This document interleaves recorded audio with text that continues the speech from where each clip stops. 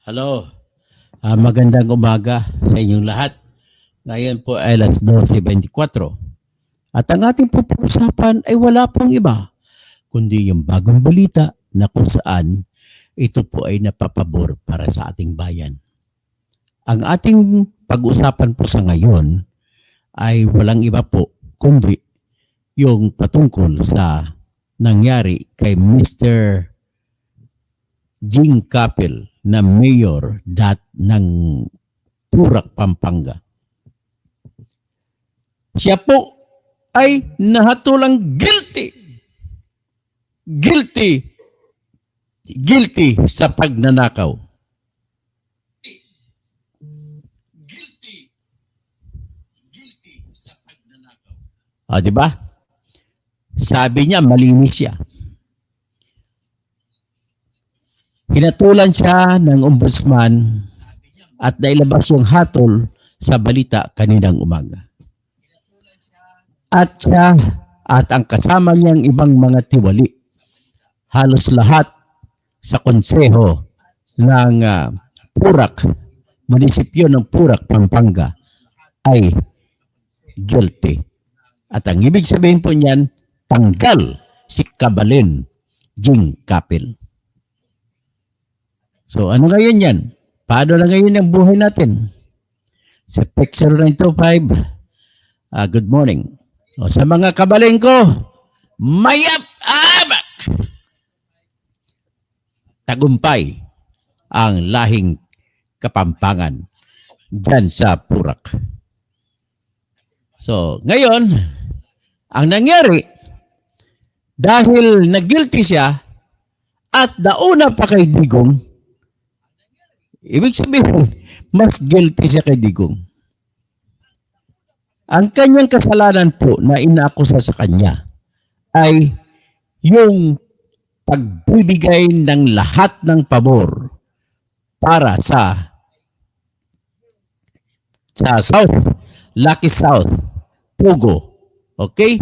So bago natin ipauna ang ating kwento tungkol dyan, nais ko lamang po na patugtugin ang kanta na aking nabuo, instant.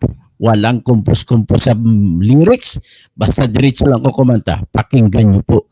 At akin po itong inaalay kay Speaker Ferdinand Martin Tambaluslos Romualdez, kay Elizalde ng Ako Bukol Party List, at saka kay John Asidre ng Tingog. Anong klaseng tingog? Ibig sabihin tingog kasi salitang Bisaya, salitang Waray, salitang Ilonggo, salitang Cebuano, salitang Buholano. Ang ibig sabihin ng tingog ay tinig, boses. Tingog Party List. Wala nang ginagawa ito kundi pagnanakaw lamang ng pera ng bayan. At siyempre, yung isa sa pinakamalaki na budget na hawak dyan ay ang ating Kongreso na nasa kontrol ni Speaker Ferdinand Martin Tambaluslos Romualdez.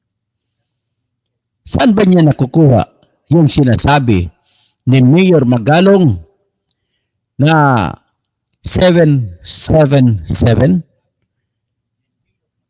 Kumpirmado ni Mayor Magalong sa kwentuhan, nakuha niya sa mga sources niya, highly placed sources, na lahat ng mga congressman na nadadalo sa mga kanyang sorti kahit saan man ay makakatanggap ng 7 million sa AKAP, 7 million sa AIX, 7 million doon sa tupad. Wala nang tupad ngayon, binago na mait na. At kung ikaw pa yung sponsor, probinsya o distrito mo pa, kung saan gaganapin ang sorti, ay makakatanggap ka hindi 7 kundi 30 million sa AKAP, 30 million sa AX, 30 million sa MAIP o tupad. So yan po, ganun po kalakaran, talagang dinungisan ng husto ni Romualdez ang Kongreso. Kaya ang pruweba ko na totoo yan ay yung isang kumpas lamang ni Romualdez, pirma lahat. Biro mo, isang hapon lang mula siguro alas 2 ng hapon, pumirma sila lahat. 215 para impeach si Sara Duterte. Ang inakusa kay Sara Duterte ay yung mga ninakaw niya kunong at confidential fund na 125 million at meron pa sa 300 plus million sa 500 million ng confidential fund ng Office of the Vice President ng 2024 at 150 million pero 100 plus million lang ata ang ninakaw ko noon ni Sara Duterte sa confidential fund niya sa Department of Education sa 2024 na budget. 2024? No, 2023. 2023. Hindi, nagkamali ako sa 2024. So, ngayon, kayo palang mas malaki magnakaw kasi yung perma na yun, ayon sa mga lumalabas sa sulat rin ni nung magaling na si Jaris Bundok ng Philippine Star, 150 million kada isa. Kaya maingay yan si Lord Suwan na yan ng Cagayan de Oro City. Nakatanggap siya ng 25 million sa AKAP, 25 million sa AX at saka 100 million mula sa flood control projects. Kaya dami-dami, pumirma lahat. Pakinggan muna natin ang aking kanta. Inaalay ko to kay Ferdinand Martin Tambaloslos Romualdez. Ito'y utang nila Tambaloslos at sa likod. Para saan ba ang mga ito? Sabi nila ay ayuda, pero ang totoo binubulsa ang mas malaking bahagi.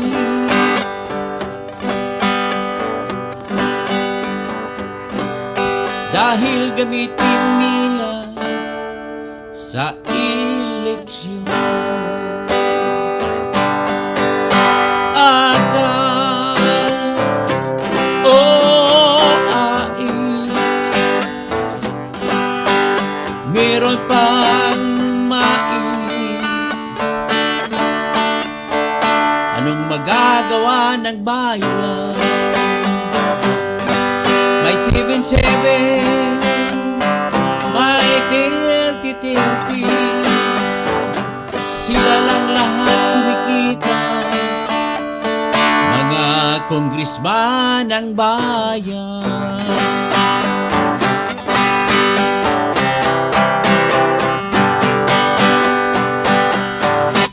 Bawat sorte, kung sinong sasama, may pabuya kay speaker. Bawat kongresman bibigyan ng 777. Ano ba ito?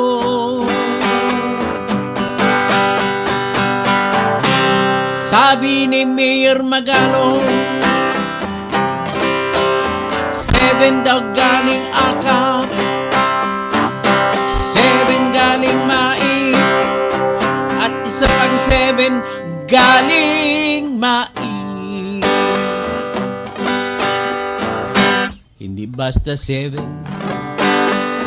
kundi 7 million. Kaya bawat lakad ay 21 million. Pero may isa pa, kung ikaw ang taya, ang ibig sabihin ikaw ang bangka, bibigyan ka ni speaking ng 30 million sa AKAP. 30 milyon sa AIT, 30 milyon sa MAIT.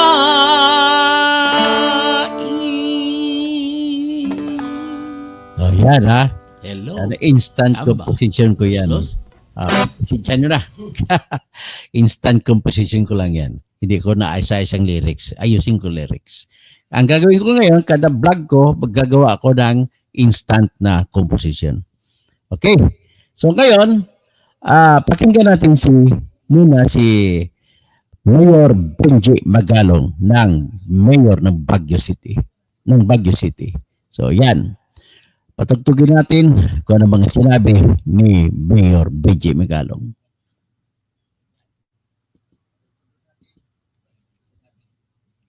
Mga mayayaman na yan.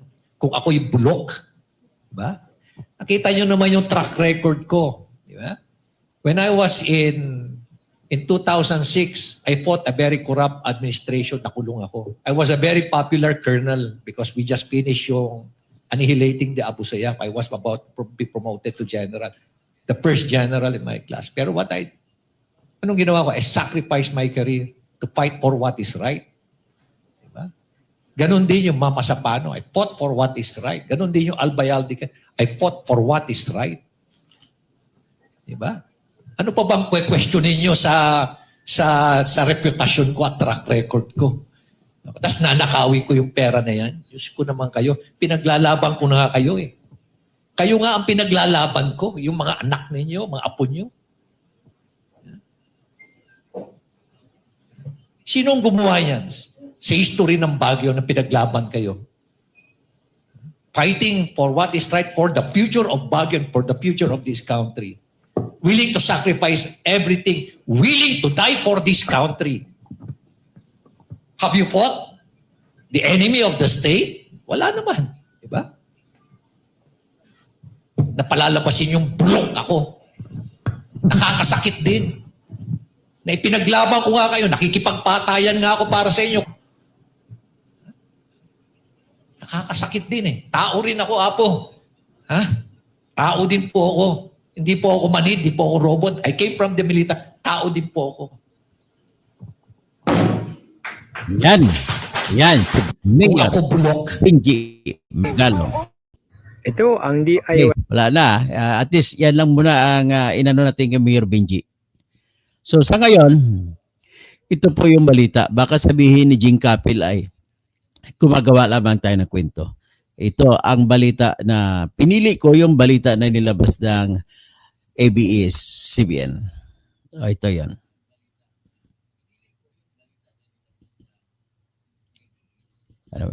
Preset. Okay. Ayun. Share screen. Okay, ito na. Ito na. Ito na. Ito na.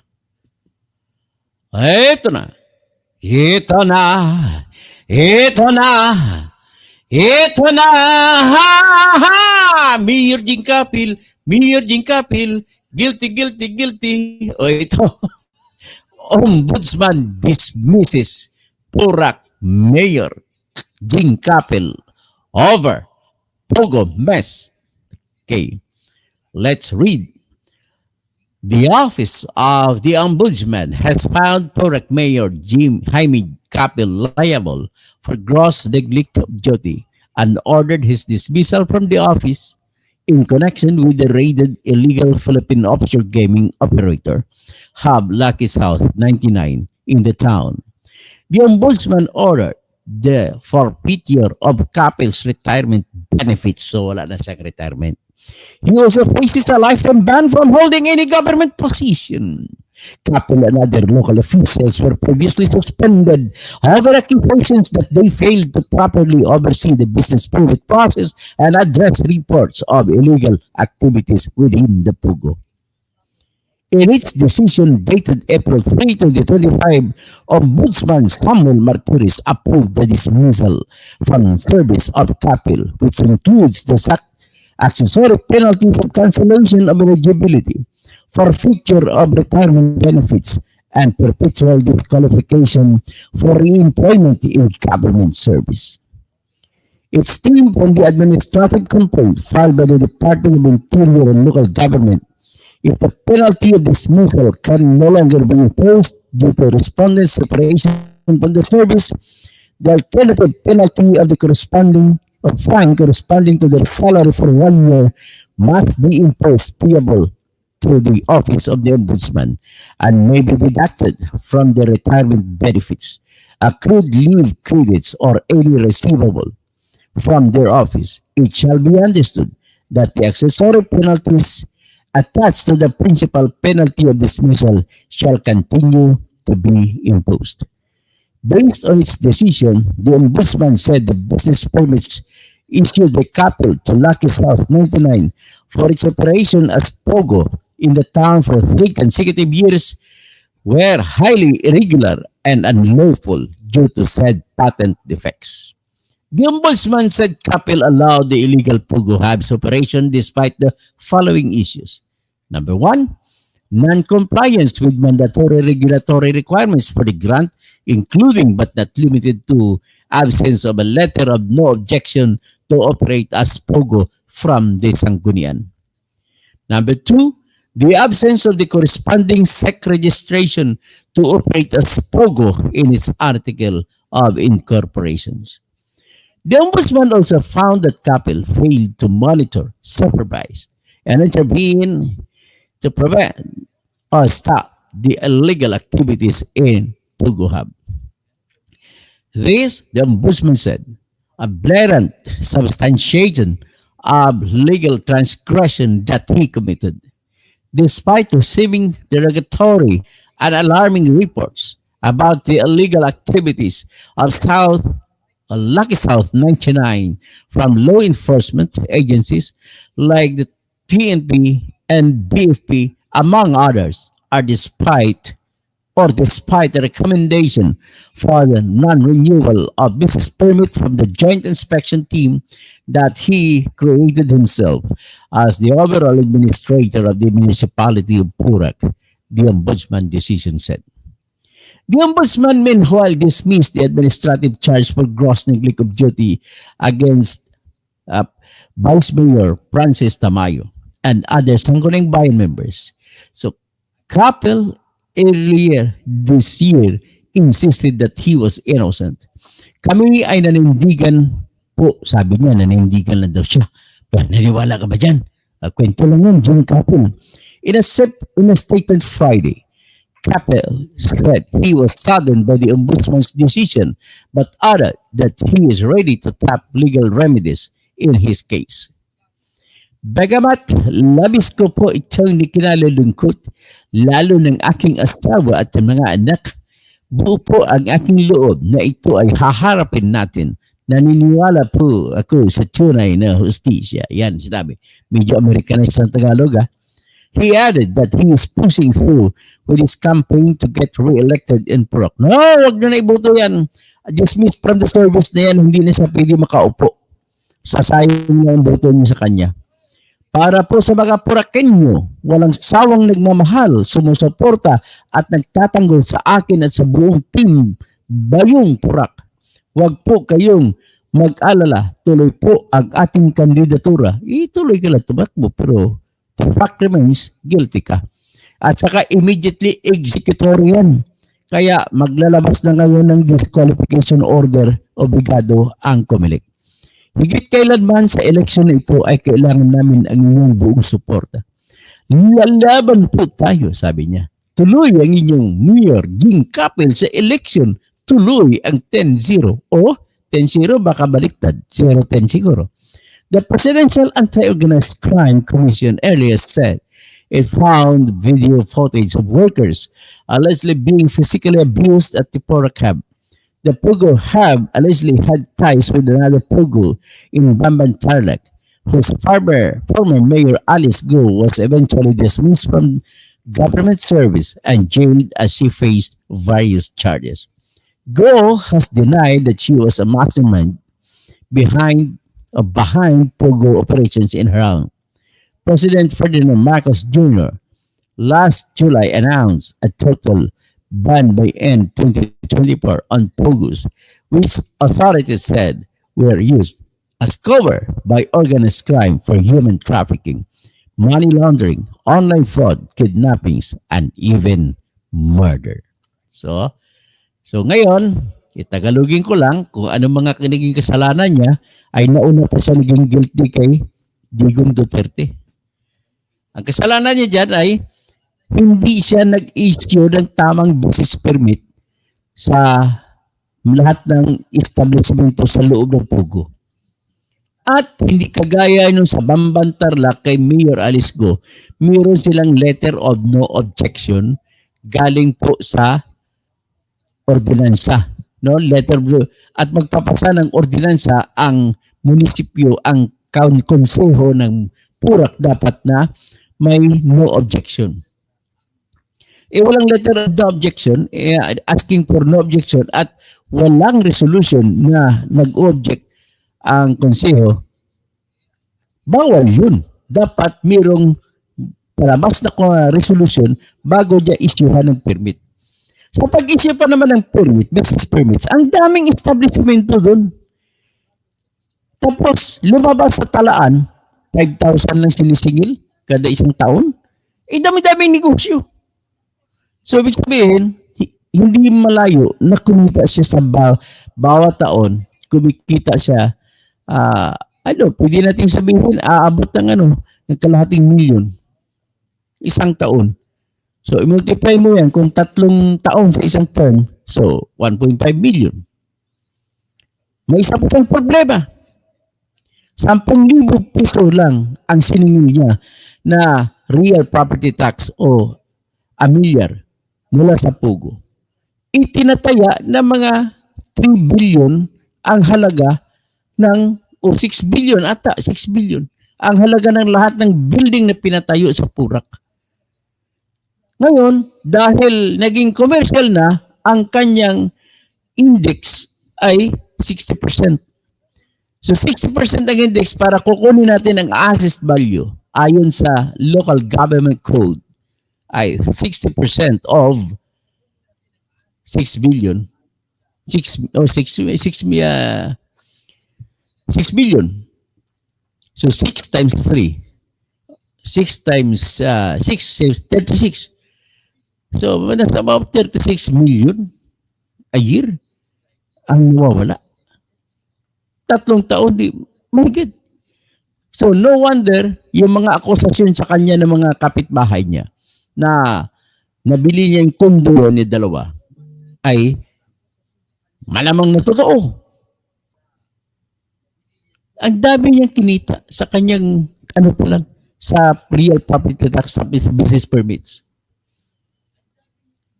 So, ito, napatunayan na ngayon na guilty ka. Na ibig sabihin, bakit ka nag-issue ng business permit na 10,000, may 5,000 pa kung anong taon yun. Tapos 10,000 lang siningil mo sa amilyar. Nako. Yan po nagpapatunay na kumita ka ng gusto. Kasi bawal yan. So, ibig sabihin, saan ang buong pera na siningil? Okay? So with that, ito si Mr. Ang aking kinasuhan na congressman sa aming lugar sa South Cotabato. Dati congressman, ngayon tumakbo na babalik pagka-congressman. Ngayon, kinasuhan ko siya ng plunder sa pagbulsa ng overprice, sobrang pagtaas ng presyo ng food tax, pagkain para sa mga bakwit sa Mananaw noong 2017. Kumita ng 226 million ayon sa kwenta. Ngayon, ang problema ko, yung kaso ko sa ombudsman na sinampa hanggang ngayon ay isang action pa lamang ang ginawa ng ombudsman. Yung action na pinadala sa field office doon sa Mindanao. Yun pa lamang ang pinadala niya. Ang ginawa ng ombudsman. Hanggang ngayon wala pa rin. Ibig sabihin, selective din itong ang ombudsman. Ba't inuuna mo yun? Ba't wala pang action mo sa akin ngayon? Nagbigay ko ng dagdag na ebidensya. Sana pinaktorin nyo rin yun ang katotohanan na yun. At bilang pagtatapos, magtatawag ako para sa inyong mga nanonood. Si Fernie Pinto, magandang gabi, magandang umaga. Si Phil Lianyo, good morning. I love you from Lianyo family. Okay, I love you too. Ramon B. Bonag, dapat lang. Brillo Hainos, ta. Crescencia Buenafe. Galing nyo kumanta, Attorney Kausin, Matrin from Italy. Yung compose ko po yun, biglaan, instant, wala nang isip-isip. Brillo Hainos, nice song po. Re-elect Mayor Benji from Good Governance, Sag Baguio. I strongly recommend Mayor Vico, i-re-elect nyo. Si Mayor Benji Magalog, i-re-elect nyo. Yan lamang ang dalawang politiko na nakikita ko sa pagkamayor na dapat ihalal. So, Lani Reyes, good news ha. Jorin, good morning, Doc Toto. O sige, bago magtatapos, ipatugtog ko uli yung kanta na aking nakompose.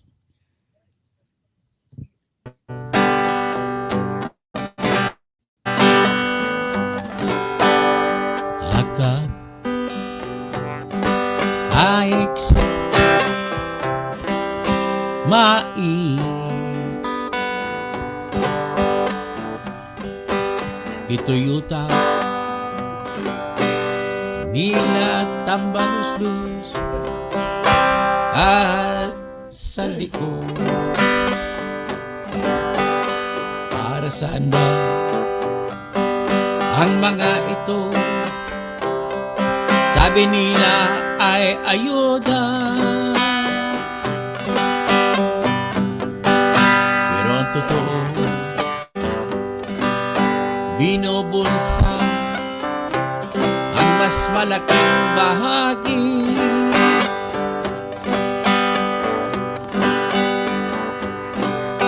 Dahil gamitin nila sa eleksyon.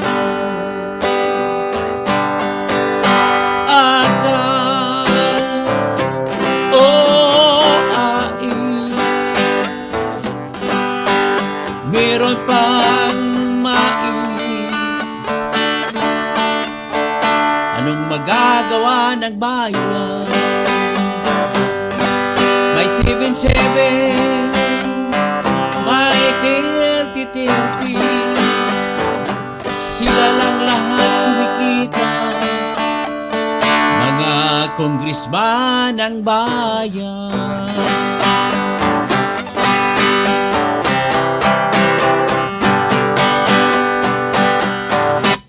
Bawat sorte kung sinong sasama may pabuyat kay speaker.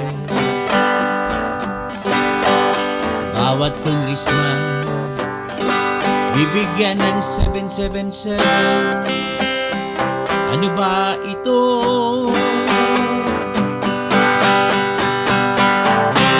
Sabi ni Mayor Magalong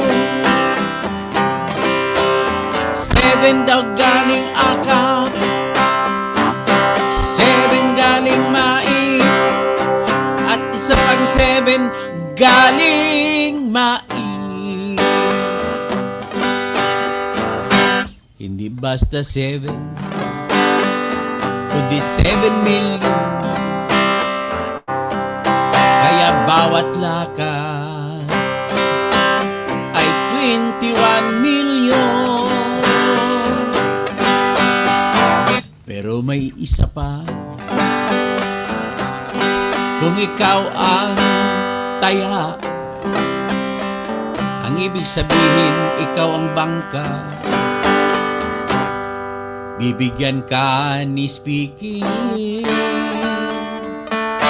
ng 30 million sa akap, 30 million sa AIX, 30 million sa MAI.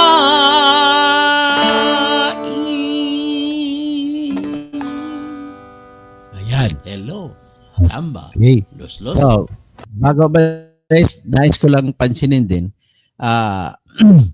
yung sa Pasay, nakakasuka na po, nakakasawa na po yung mga Calixto.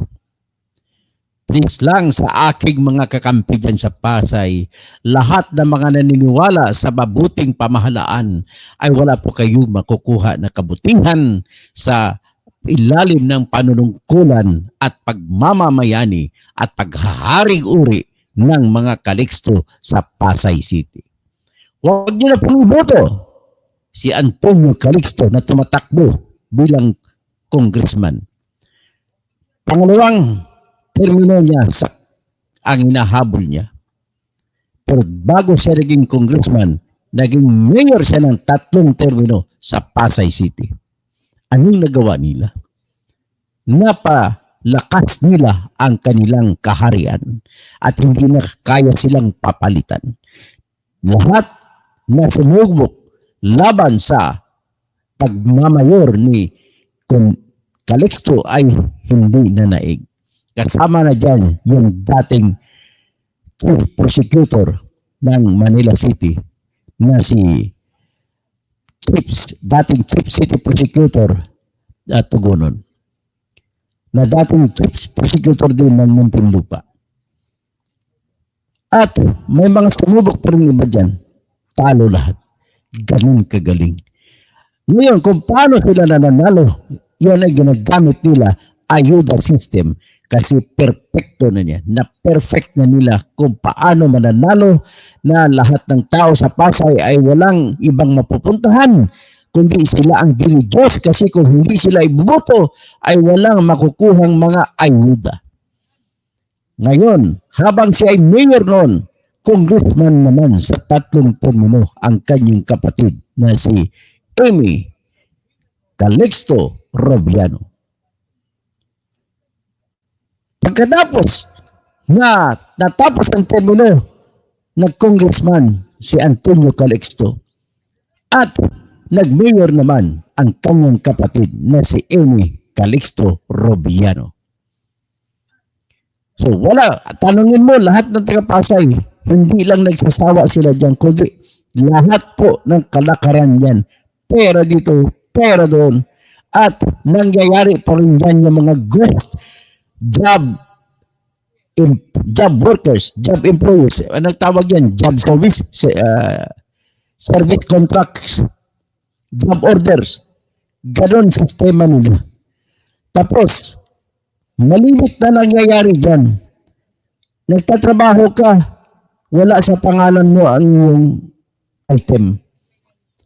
Ang nakalagay, iba yung tao ang nakapangalan na empleyado, hindi ikaw. Pero ikaw kumukobra ng sweldo. At ang pagkobra mo ng sweldo, ikaw aktual nagtatrabaho, ay hindi pa buong sweldo ibibigay sa iyo, kundi kalahati lang, ibibigay pa sa ibang tao ang kalahati. O di kaya bubulsa nila. Ganun pong kalakaran. So, kailan matatapos yung kalakaran na yan? Sobra-sobra. Yung pinakahuli ng ginawa niya, biro mo ang style naman ni Amy. Para mananaig siya, gumawa siya ng may sarili siyang ayuda pundo. Tinatawag niya Amy. Mamimigay, hitig 500. So ano, mabigay kay 500, para saan yan? So, pagpatuloy yan, wala pong totoong tagumpay ang Pasay. Ang ospital ninyo nabubulok. Ang tawag sa ospital ng Pasay ay Patay General Hospital. Akalain mo ba naman ginawa yung fifth floor? Ginawang bodega? Ibig na lalagyan ng mga kama para sa mga pasyente? Lalagyan ng mga gamit pang laboratorio? Ay wala kang makikita. Dapat nga sa laki ng populasyon ng Pasay, nagpagawa pa kayo ng isa pang hospital dyan sa kabilang distrito. Na pwede nga ninyo magamit yan. Yung iniwanan ng Pogo dyan sa Wilson Street, kanto ng Harrison. Ganun po katindi. Marami pong isisiwalat sa susunod na ginagawa niyan. Sobrang tindi yan. Panay ang laki ng pundo ng Pasay. Kung hindi ko magkamali, 2 billion ang budget nito. Sa budget na to, napakalaking pundo nilagay sa kanyang opisina. At ginagamit niya ito pang ikot-ikot, pamigay dito, bigay doon, bigay dito. Actually, gusto niya na yan gusto na sana ni Tony Calixto baruin pagka mayor. Ayaw niya. Kaya yung dalawang kapatid, mayroong issue sa kanilang dalawa. Kaya mga taga-Pasay, iboto niyo po sa pagka-mayor si Wawi Bonggera. Wawi Manggera. Konsehal. Alakalain mo ng huli, nagpasar ng sikreto na ordinansa itong mga kakampi ni Amy Calixto, pati mga konsehal. Si Wawi Manggera lang ang hindi pumirma. Nagpalabas sila ng ordinansa na magbibigay ng business permit sa mga pogo kahit alam na nila na tinigil na ni Bongbong ang pogo until December 31, 2024. And yet, nabigay. Kaya, mabuti na lang at alisto si General Gilbert Cruz at ni-raid nila ni Winston Casio, John Winston Casio, ang pugo na huli yung pugo dyan sa Pasay. Ang pagkahuli sa pugo dyan, iyan po number 1 evidence na kahit binawalan na ng pamalaang nasyonal ang pagbibigay at pag-operate ng pugo ay binigyan nyo pa rin ng business permits. Anong klase? Ano ang dahilan kung bakit susunagin mo yung utos ng presidente? Yan po ang katibayan ko na kayo ay magnanakaw. Ang isa pong ginawa mo, hindi mo sinalba mga kabataan dyan sa squatters area. Hinayaan mo na mademolish ang mga bahay ng mga squatter dyan. Kahit alam mo na mga bata ay walang mapupuntahan at alam mo na obligasyon mo yan sa ilalim ng Republic Act 7279 na dapat wala kang papayagan na magdidemolish kung wala kang may lilipatan sa mga taong mawawalad ng bahay. Lalo pa ang mga kabataan dyan na mga musmos pa, marami sa kanila ang hindi at tumigil sa pag-aaral dahil sa nawalan sila ng bahay, dahil sa kalsada sila natutog, dahil nababasa sila ng ulan. Ang masama pa, ang mga tauhan mo, laging pabalik-balik yan, natutulog sila sa kalsada, kinakalos mo sa kalsada. Dumihin ang kanilang mga damit pang school. Kinuha mo pa yung mga lapis at ballpen ng mga pupils na yan. Sila, lahat sila na nasa kalsada hanggang ngayon nakatira. Marami sa kanila, kung mayroon silang bisikleta o sticker na tinatawag, doon sila natutulog, takpan lang nila na kung ano, ng karton o ano, para kung umulan man, may plastic, hindi sila mababasa ng tuluyan. Ganun po ang buhay ng mga maralita sa Pasay. Marami sa kanila dyan nakatira sa ilalim ng mga puro dyan sa mga center islands ng mga kalsada.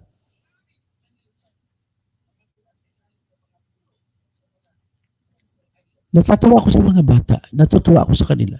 Kahit ganoon pa yung kanilang kapalaran, nagpupumilit pupunta ng school. Kahit yung lapis nila ay bali. Kahit ng kanilang mga damit ay hindi nalalabhan. Sa ilalim po ng Republic Act 7279 sa Section 28 ay nagsasabi na walang demolition na papayagan kapag walang malilipatan ang mga apektado sa demolition. Pero, pinayagan mo. Pinapahuli mo pa sila. Kinukuha mo pa ang kanilang mga gamit kasi tingin mo sila ay mga basura at nagiging dugyot ang kalsada ng Pasay dahil sa kanila. Sinusunod doon sila kung saan man sila natutulog kung gabi man.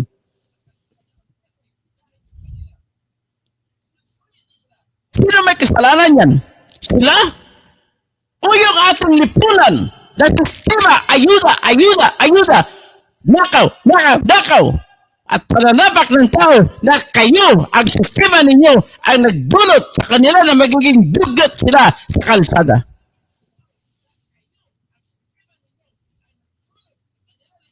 Narinig niyo ba ito? Hanggang dyan lang muna ako. Ang dami yung mga kurakot sa bayan. Dalawa lang ang nakita kong maayos na alkalde. Si Alkalde Vico Soto at Alkalde Benji Magalong. Kaya niyo ba sila? Sana kayong mga mamamayan, kayo rin ang pwede kong sisihin bakit hindi nyo kayang bubuto ng tama. Pero sa kabilang lahat, baka naman wala silang kasalanan kasi napatunayan din ng inyong presidente, inyong vice-presidente at ang ibang mga senador ay nanalo base sa bilang na pinalabas ng Smartmatic sa pamamagitan ng isang makina na mayroong numero 192.168.0.2 at hanggang ngayon ay hindi pa rin iniimbestigahan ng COMELEC. Bakit nangyari yun? Tanging pagbibilang lamang ulit o recount kung tawagin sa English na gagawin sana na hinihiling ng TNTAYO na binubuo nila ni General Eliseo Rio, Franklin Isaac at Augusto Gaslagman na 30% dyan sa Santo Tomas, Batangas, buksan at bilangin mano-mano para malaman kung talagang mayroong pandaraya na nangyari o wala. Anong ginawa nila? Binenta ng COMELEC noong December lahat ng makina na ginamit. So wala na tayong basihan sa recount. Ganito po ang bayan natin. Ayoko mag-rebuild yung mga tao just because of this. Now, patuloy na tanggalan ng karapatan sa baluta ang mga tao. Pag ginawa niyang tuluyan, huwag kayo magsisisi balang araw. Hindi na baluta ang ating titingnan, kundi mga bala. Magandang umaga po sa lahat.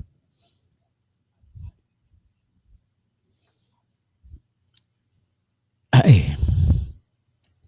Lani Rios, Jorin, Rogelio Cacatapado, Edgardo Torres.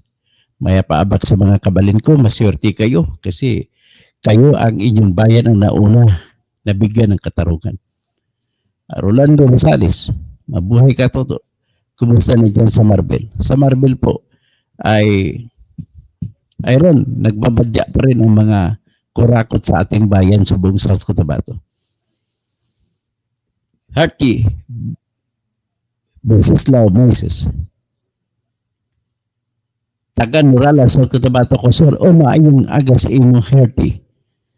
Salamat kayo nagtanaw ka. Rogelio Cacatapado, Toto, magkaiba opinion ninyo. Mag-opinion ta, saludo pa rin ako sa iyo. Salamat po, kaka. Julia Paa, good morning po, Dr. Attorney Engineer Kausing.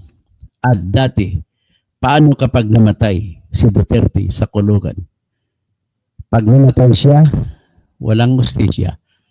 Kasi dapat ang hustisya, mananaig, yung maglilitis at magkaroon ng paghusga. Kung walang paghusga, wala kang makikitang katarungan.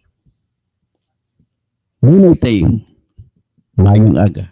Basta sa akin, naniniwala po ako sa daming ebidensya na guilty si Tatay Digong. Sa akin lamang, huwag naman sana baboy na pamamaraan sa paglilitis. At nilabag pa ang batas ng Pilipinas. At sinabi pa, hindi namin ginalang ang Article 59 ng Rome Statute na nag-uutos na ang nahuli ay dalhin sa korte. Dahil ang katwiran ng mga tauhan ni Bongbong, wala na ang Pilipinas.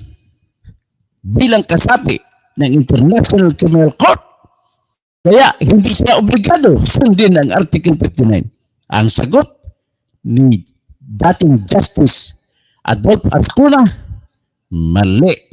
Kung ako, sinabi ninyo na hindi na pala kayo member, bakit naman pinatupad nyo ang International Criminal Court warrant of arrest kung hindi na kayo member? At kung pinatupad ninyo, ayon sa tinatag na residual obligation o mga natitirang obligasyon, kung sa Tagalog pa, ay makipagtulungan kayo sa ICC.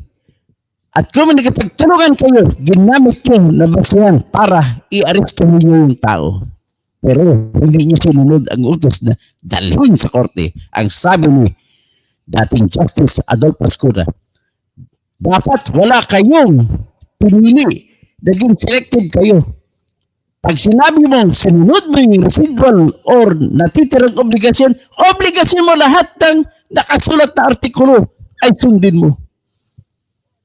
At sinabi naman nila ni Rimulya, hindi na kami sumunod yan sa Article 59. Dito na kami sa Republic Act 9851 na nagsasabi sa Section 17 dyan na pwede namin i-surrender ang tao.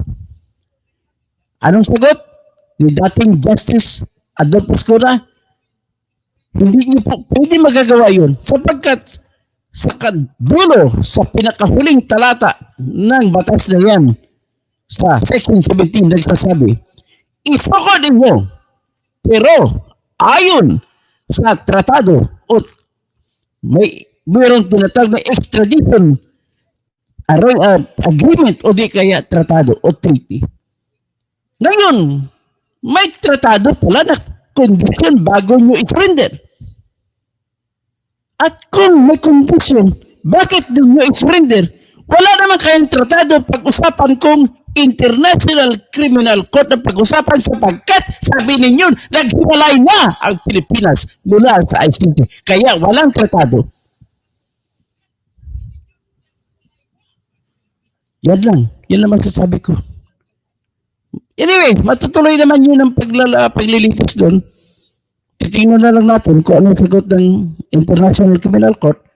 At balita ko next week, magsasampa na po ng motion to dismiss si Digong base po sa argumento na walang authority ang ICC sa kaso ni Digong.